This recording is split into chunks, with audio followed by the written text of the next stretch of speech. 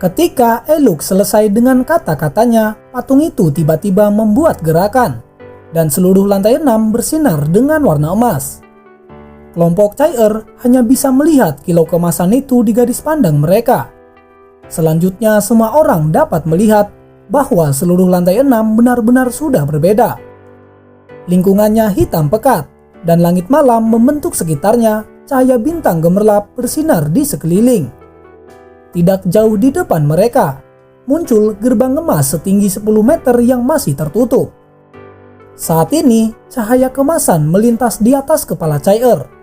Dia tanpa sadar mengangkat tangannya untuk menangkapnya. Secara mengesankan, itu adalah liontin abadi dengan sebuah kunci di ujungnya. Benar, kunci itu digunakan untuk membuka gerbang tersebut. Berbalik, Chai-Er memandang yang lain dan berkata dengan tegas, "Aku akan membangkitkan Long Hao Chen apapun yang terjadi." Mendengar itu, semua orang mengangguk setuju. Wang Yuanyuan mengambil Long Hao Chen dari tangan si Masian dan kembali meletakkan ke punggung Chai-Er dengan sebuah rantai. Setelah itu, dengan Long Hao Chen yang sudah ada di punggungnya, Chai-Er secara perlahan mendekati gerbang besar itu. Saat ini, Chai-Er tidak memiliki perasaan bingung atau khawatir di matanya.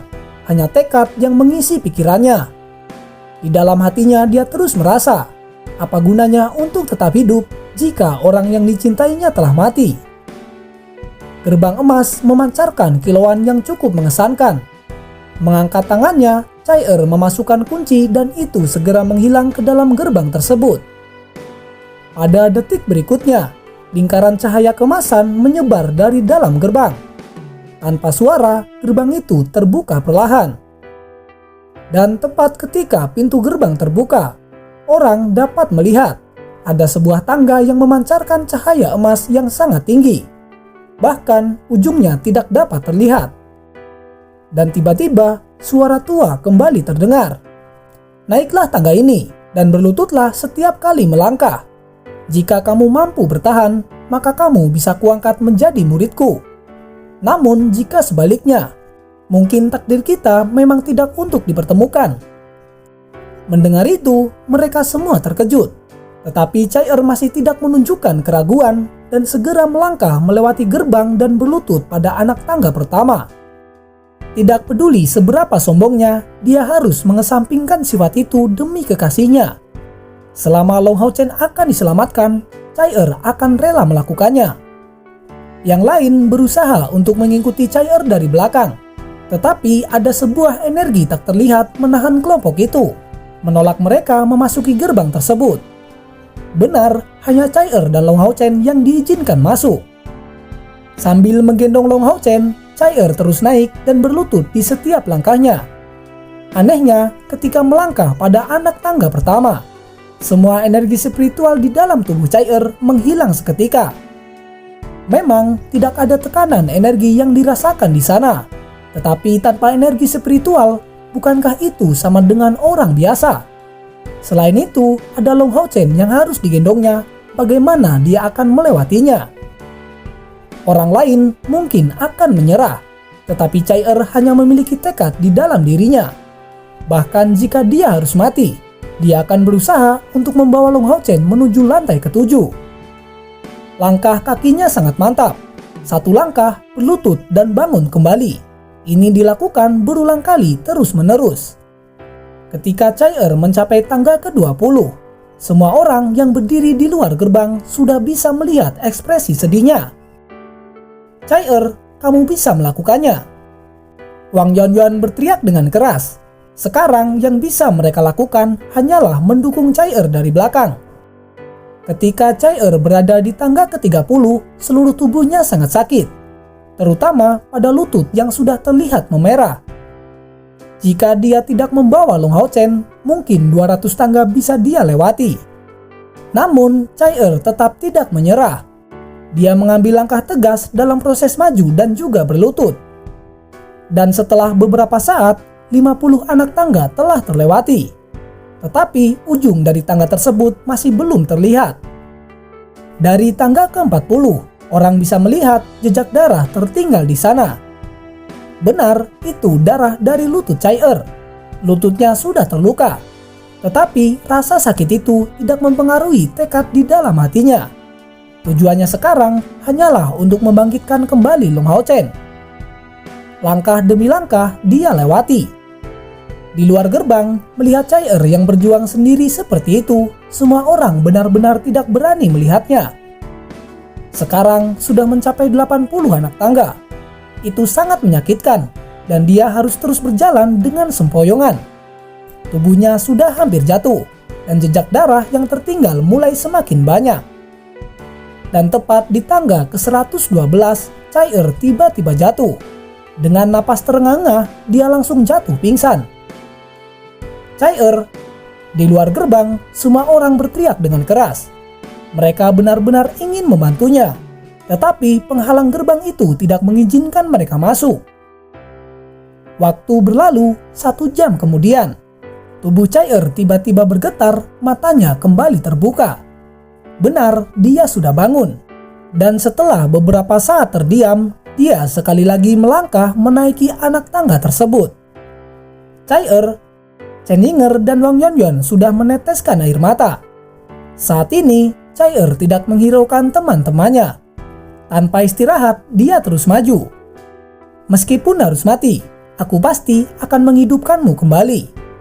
Kata-kata ini diulang tanpa henti di dalam benak Chai Dan setelah beberapa anak tangga telah dilewati, Chai kembali pingsan. Waktu terus berlalu, dan jika dihitung sampai sekarang, Chai sudah pingsan lebih dari 3 kali. Tetapi dia tetap tidak menyerah. Meskipun luka di lututnya sudah sangat parah, itu bahkan sampai tulangnya terlihat, dia masih tetap melangkah maju. Dan ketika dia sudah merasa tidak dapat berdiri lagi, tiba-tiba kilatan cahaya datang, dan sebuah gerbang cahaya muncul di depannya. Saat gerbang cahaya itu terbuka, samar-samar terlihat dunia emas yang tersembunyi di belakangnya. Sebuah gerbang, apakah ini akan berakhir? Mata Chai yang agak pucat tiba-tiba berbinar saat melihat gerbang tersebut. Harapan telah muncul di hadapannya. Yang lain juga bisa melihat gerbang besar itu. Mereka tanpa sadar menjadi diam dan memiliki pemikiran yang sama. Apakah ini akan berakhir? Saat ini, kaki Chai benar-benar mati rasa. Membawa Long Hao Chen, dia melakukan yang terbaik untuk menarik dirinya menuju gerbang tersebut.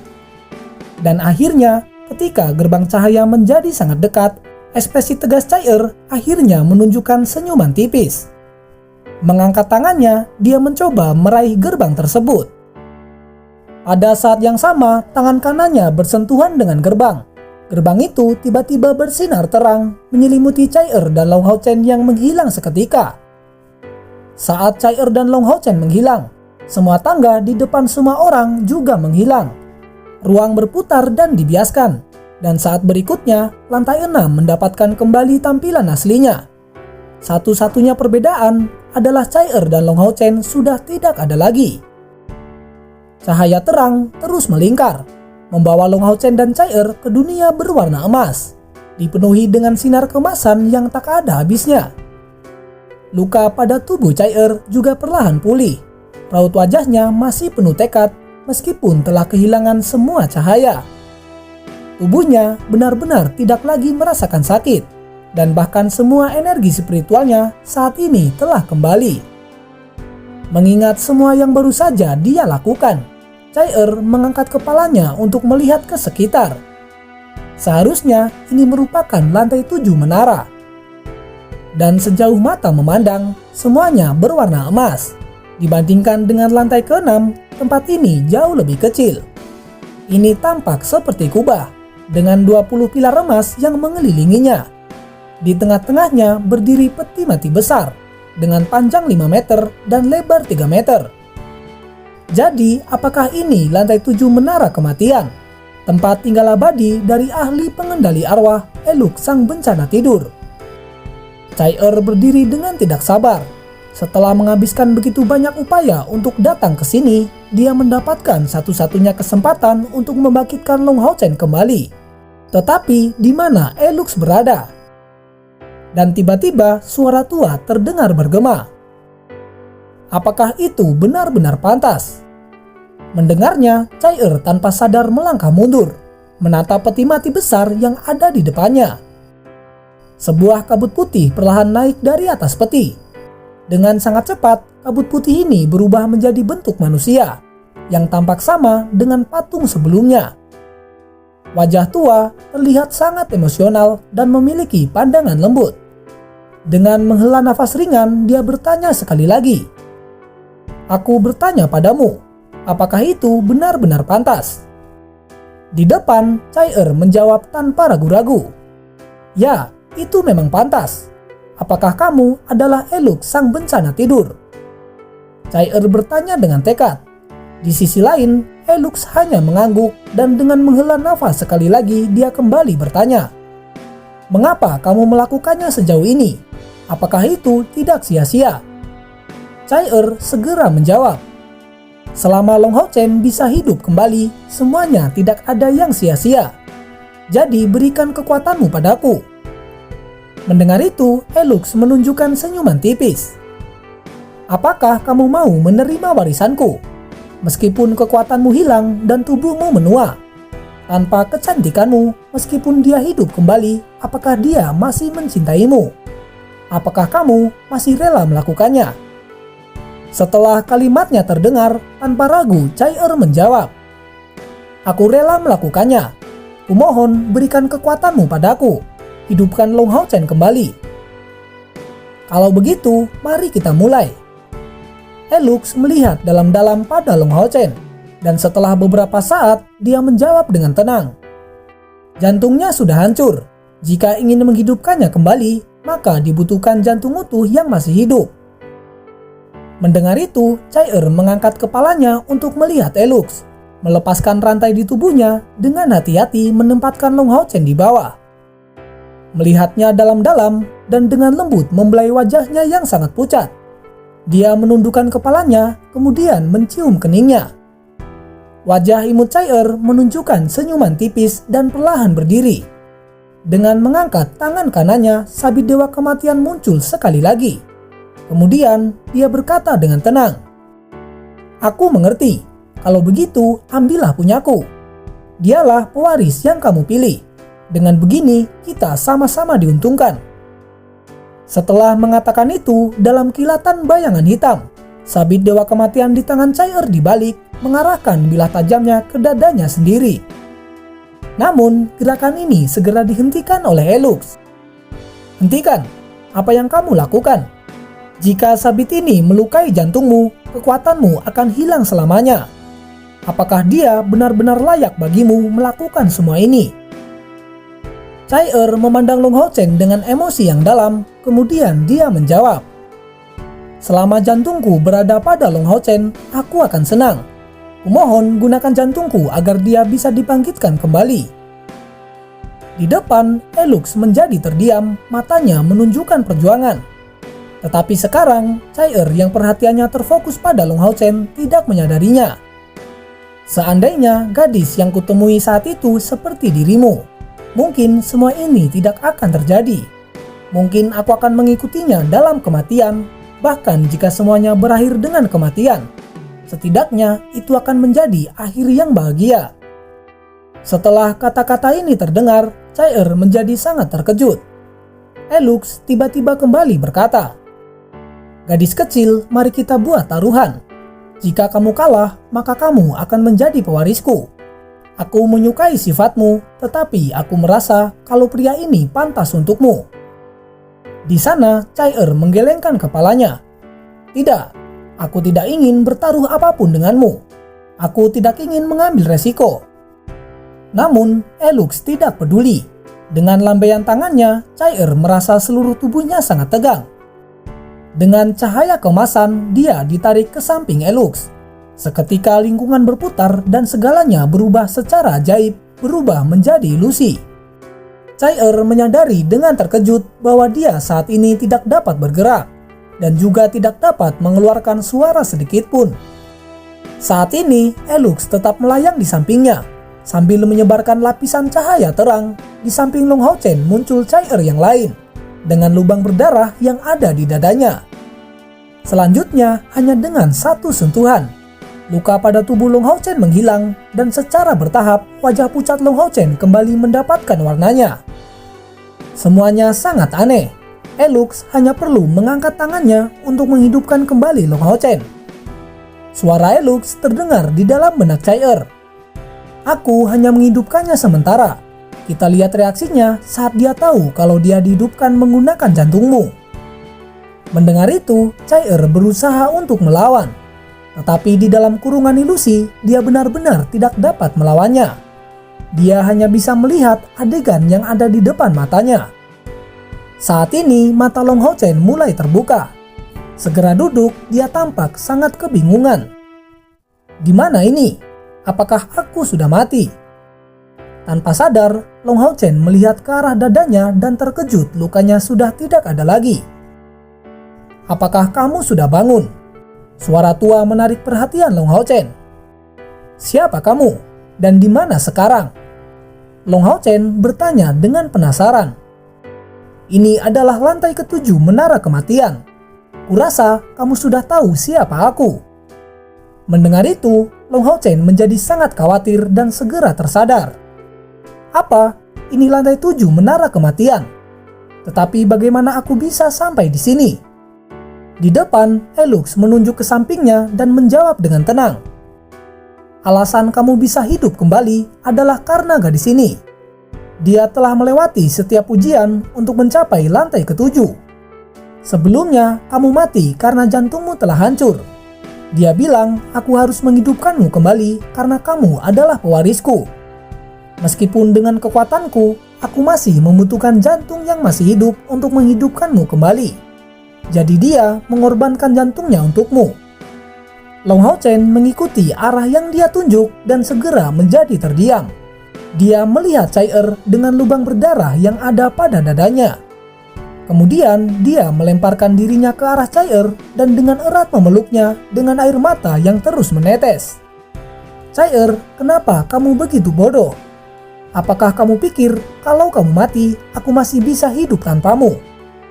Tiba-tiba berbalik, Long Hao Chen menatap Elux. Senior, kumohon kembalikan jantung ini padanya dan hidupkan dia kembali. Mendengar itu, Elux dengan dingin menjawab. Apakah kamu pikir ini sebuah permainan? Kamu pikir jantung yang sudah dipindahkan bisa dilakukan berulang-ulang? Dan pada titik ini, suaranya tiba-tiba melembut. Lagi pula masih banyak ikan di lautan. Dengan wajahmu yang tampan, kamu pasti akan menemukan wanita yang lebih baik darinya. Berdirilah, terimalah warisanku. Semuanya akan berada di bawah kekuasaanmu. Kamu bisa memilih banyak wanita yang kamu mau, bukankah itu bagus? Long Hao Chen memegang tubuh Chai-Er, kemudian berbalik ke arah Elux dengan pandangan acuh tak acuh. Seolah-olah diyakinkan oleh kata-kata dari Elux, keadaan histeris sebelumnya menghilang sekaligus, memasuki keadaan pikiran yang tenang. Kemudian bergumam dengan acuh tak acuh. Ya, aku senang dia mati terlebih dahulu. Mendengarnya, mata Elux menipis karena terkejut, kemudian berbalik ke arah Chai-Er yang asli yang berdiri di sampingnya. Long Hao Chen tidak dapat melihatnya, tetapi dia bisa. Suaranya yang dingin bergema di dalam benak Chai-Er. Apakah kamu mendengarnya? Dia adalah pria yang kau rela berkorban untuknya. Apa kau mengerti sekarang? Dia tidak pantas untukmu. Tetapi untuk kekecewaan dari Elux, Chai-Er tampaknya hanya merasakan kesedihan di samping perasaan cinta yang dalam. Seolah-olah dia sama sekali tidak mendengar kata-kata tidak berperasaan dari Long Hao Chen. Chai-Er menggelengkan kepalanya, kemudian dia menjawab, justru kamulah yang tidak mengerti, karena kamu tidak mengenal siapa dia. Setelah mendengar jawaban dari Chai-Er, Elux berbalik ke arah Long Hao Chen dan berkata dengan tenang, Hao Chen, dia sudah mati untukmu. Apakah kamu siap mewarisi kekuatanku? Namun, Long Hao Chen menggelengkan kepalanya dan menjawab dengan suara yang sedikit bergetar. Menerima warisanmu, apa gunanya bagiku? Aku tidak menginginkan kekuatan busuk itu. Lebih baik aku mati daripada hidup sengsara. Jika kami bisa hidup hingga tua, maka aku bisa mati setelahnya. Tetapi jika aku mati sebelumnya, maka di saat sebelum kematiannya, dia pasti akan sangat kesepian. Apa itu kekuatan? Apa itu balas dendam? Semua itu tidak ada artinya untukku sekarang. Maafkan aku, kali ini biarkan aku yang egois. Chai-er, aku akan menyusulmu. Menarik Chai-er ke arahnya dengan tangan kiri, dia menundukkan kepalanya. Seketika sebuah pancaran cahaya emas muncul dari dalam tubuhnya. Yang dia lakukan saat ini merupakan teknik pembakaran jiwa. Melihat itu, Eluk segera menghentikannya. Hentikan, apakah kamu ingin menyia-nyiakan jiwamu? Perwujudan jiwanya langsung muncul di depan Long Hao Chen dan meraih tangannya. Long Hao Chen mengangkat kepala dan menatapnya dengan dingin. Aku tidak peduli. Kamu bahkan tidak mengerti apa itu cinta. Kamu tidak punya hak untuk menghentikanku. Tanpanya, aku sudah mati.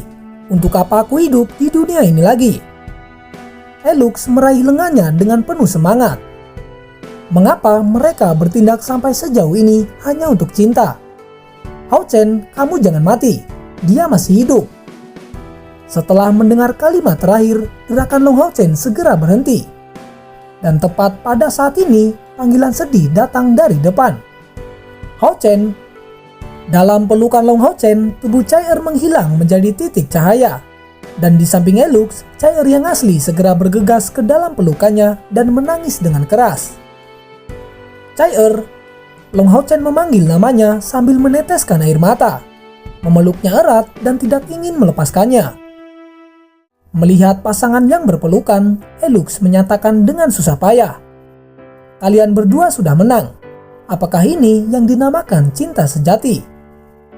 Jika kalian ingin tetap bersama selamanya, sebaiknya kalian tenang sebentar."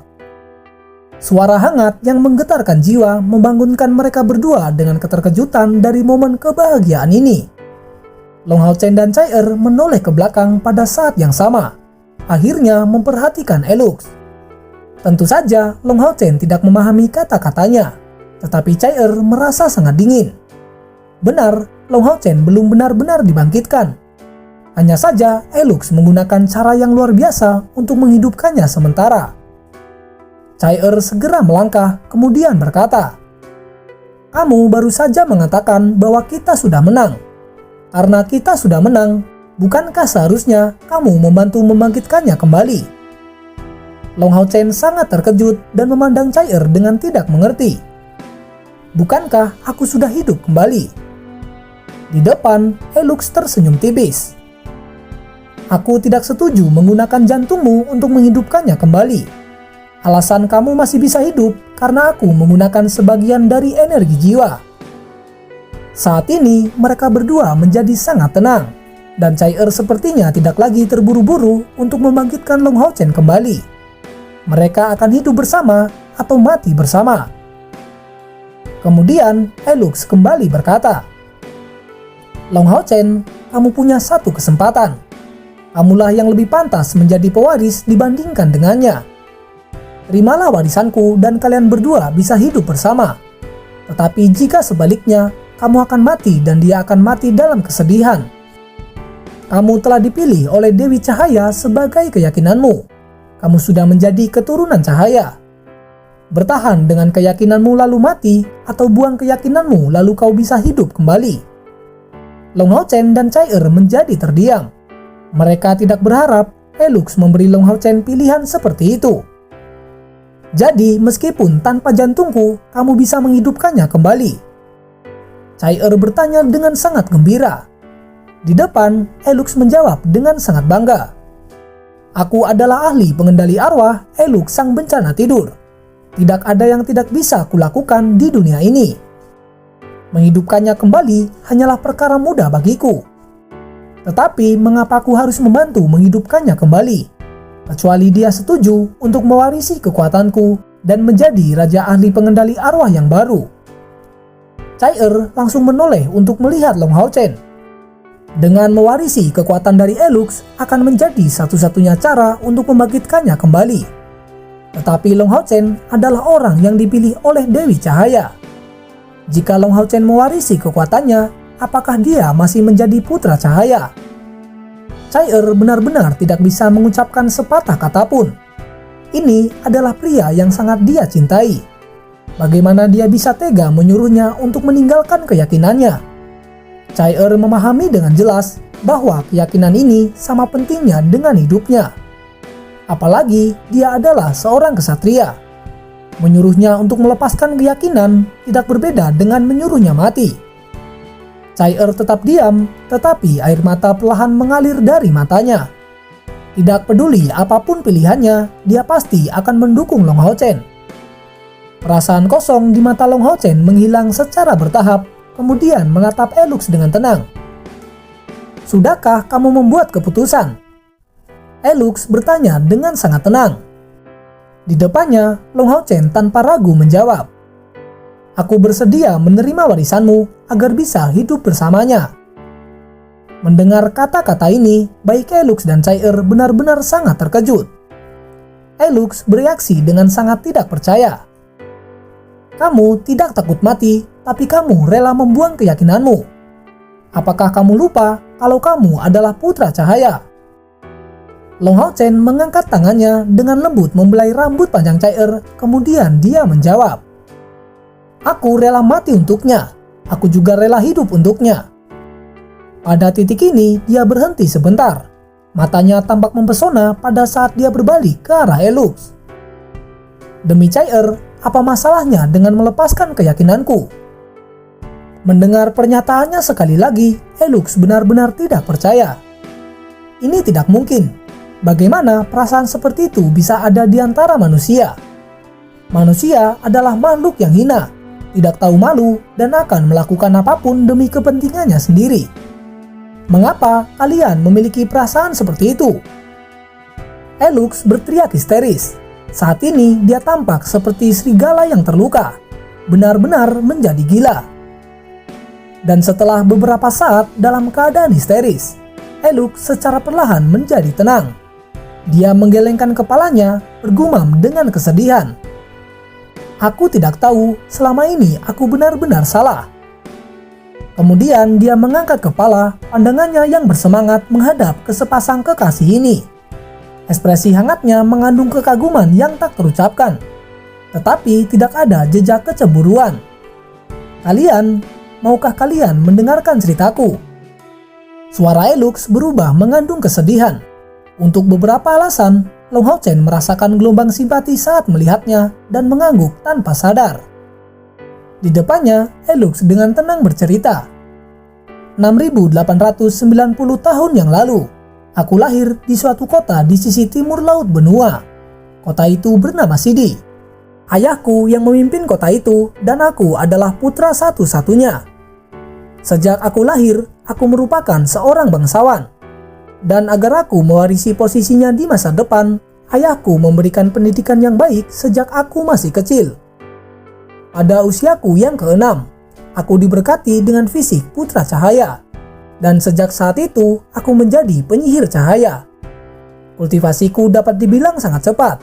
Pada usia 15 tahun, aku sudah menjadi penyihir termuda dari langkah ke-6.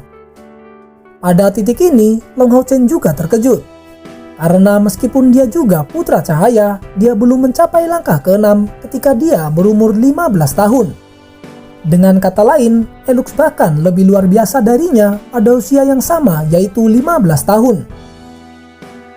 Ayah berkata bahwa aku sangat berbakat. Oleh karena itu, dia secara pribadi membawaku untuk mengikuti kompetisi berbakat yang diadakan pada waktu itu antara 3 kerajaan oleh Gereja Agung. Pada saat pertandingan itu, aku menjadi pusat perhatian. Sangat sedikit yang bisa bertahan melawanku selama lebih dari 1 menit. Saat aku masih muda, penampilanku sama bagusnya sepertimu. Banyak wanita yang ingin mendapatkan perhatian dariku. Lalu, saat pertandingan final, aku bertemu dengannya. Lawanku adalah Putri Fulu. Dia juga sangat berbakat dan merupakan summoner terkuat. Dengan bantuan dari kekaisaran, meskipun dia masih berusia 16 tahun, dia bisa memanggil binatang naga bintang. Meskipun tingkatannya tidak setinggi sepertiku, pemanggilan binatangnya yang tiada henti membuatku kesulitan menghadapinya. Pertarungan itu berlangsung setengah jam.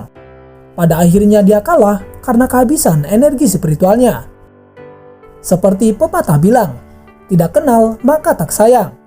Pertarungan itu membuat kami semakin dekat. Kemudian kami menjadi bentara sebagai bintang kembar kekaisaran. Dan aku kemudian dipindahkan ke Akademi Kekaisaran untuk belajar bersama dengannya. Hari-hari itu aku tinggal bersama Vulu. Saat itu aku jatuh cinta dengan kecantikan dan juga bakatnya.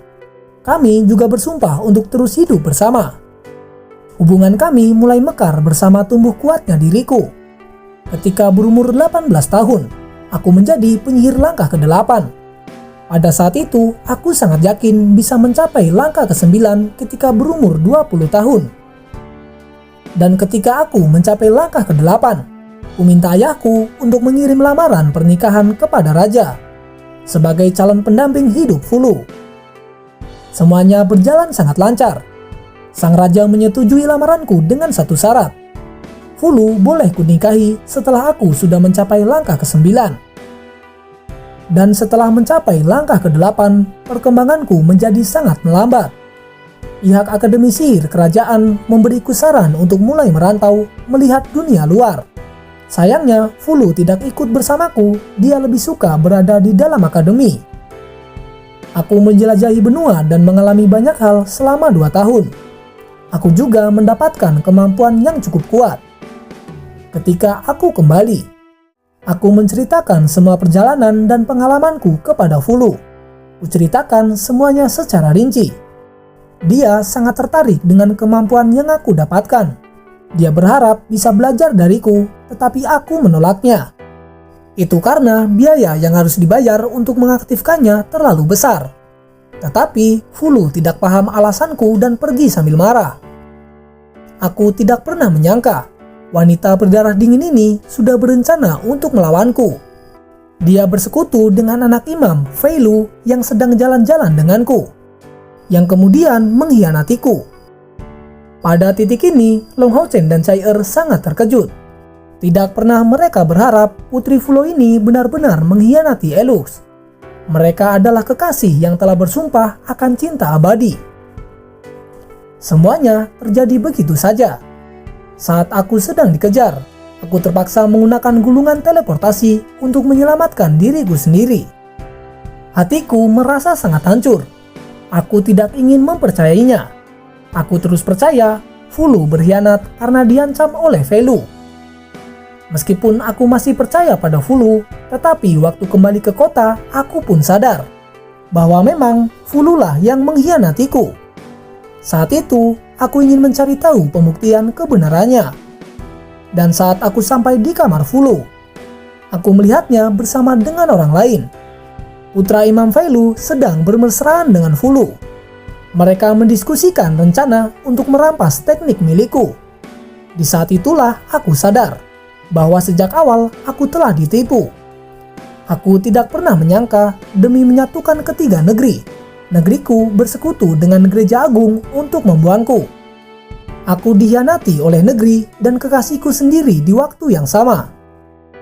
Hanya karena aku tidak bergabung ke dalam gereja agung, hanya karena Vulu ingin dekat dengan Fei Lu. Hanya karena Fei Lu bilang akan membantu menyatukan negeri, aku dikhianati.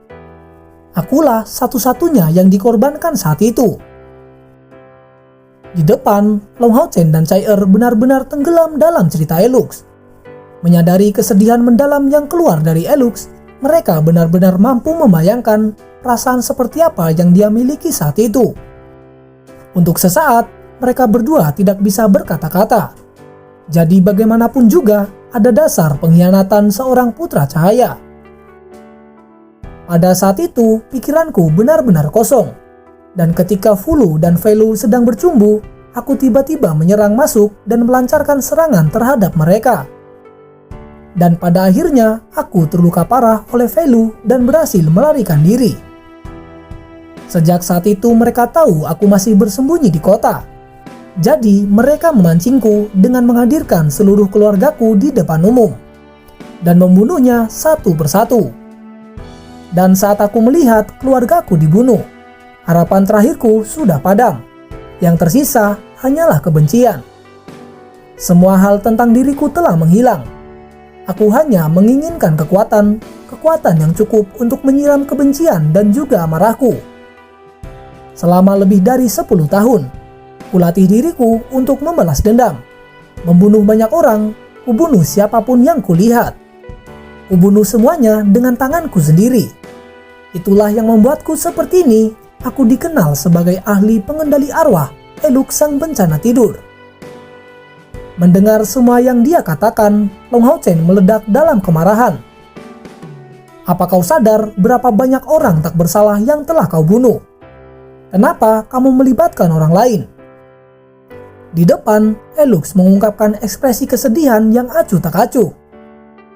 Aku juga pernah ragu. Aku sempat menyesali keputusanku. Tetapi sejak saat itu, aku sudah dibutakan oleh kebencian. Long Hao Chen tidak mengucapkan sepatah kata pun, karena saat ini dia bisa merasakan kesedihan dan penyesalan yang mendalam dari Eluk. Waktu itu, aku tidak pernah merasa bersalah. Di mataku hanya ada balas dendam. Satu-satunya hal yang ada di pikiranku cuma menghancurkan kerajaan. Dalam pertempuran terakhir, pasukan Undeadku dikalahkan. Aku juga terluka parah karena sekelompok orang yang dipimpin oleh Imam Gereja Agung. Imam itu bahkan memasang kutukan pelemah padaku. Aku menderita dari kutukan itu selama lebih dari 1000 tahun. Dan kemudian kutinggalkan tubuhku untuk membuang pengaruhnya. Aku telah kehilangan semuanya. Orang yang kusayangi ataupun orang yang kubenci sekalipun. Hatiku menjadi lubang hitam dan tubuhku tidak dapat menahan kutukan itu. Jiwaku juga jatuh ke dalam kegelapan abadi.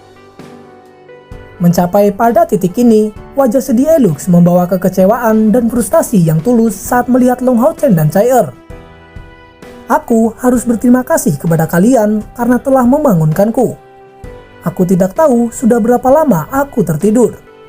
Tetapi setelah semua itu berlalu, aku akhirnya benar-benar tenang. Aku dapat melihat kejahatan yang telah aku lakukan. Seperti yang kamu katakan, kekuatanku tidak baik untuk kalian berdua. Warisan milik ahli pengendali arwah seharusnya menghilang selamanya untuk menghindari bencana yang sama. Awalnya, aku percaya bahwa semua manusia di dunia ini adalah makhluk yang hina. Tidak tahu malu, mereka akan melakukan apapun demi kepentingan mereka sendiri. Melihat ikatan di antara kalian berdua, akhirnya aku sadar bahwa cinta sejati ada di dunia ini. Dan meskipun aku sudah tidak akan pernah bisa kembali ke jalan cahaya, biarkan aku memberi pengorbanan terakhir.